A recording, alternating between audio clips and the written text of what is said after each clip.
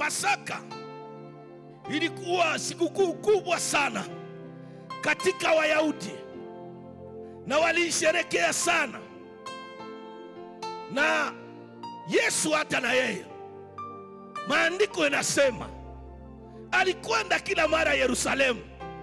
Lakini kwa hii ambao tuko tunakumbuka leo katika kumbukumbu yayo, ni Pasaka ya mwisho. Yesu anafika Yerusalemu, anakuja kama mfalme, ambayo iko kwa Yohana 19 haya yake ya 28 mpaka 40. Anaingia kama mfalme Yerusalema, na Yerusalema yote maandiko inasema ikataharuki, ikatikisika, na watu wote wakaimba, Hosana mwana wa Daudi, hajaye kwa jina la Bwana. Anaingia kama mfalme, na katika kuingia kwake iko na inogire kazi kubwa ambayo ataifanya. Ni kazi ya ukombozi wetu. Bwana Yesu asifiwe.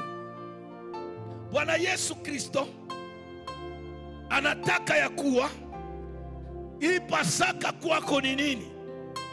Ni mambo ambayo nitasema labda yaliyo nyingi, lakini nitagusia sana sehemu 3 tu. Kitu kimoja kenye nitasema hizi habari za Musa na wana wa Israeli katika Exode 12 jusqu'à 28.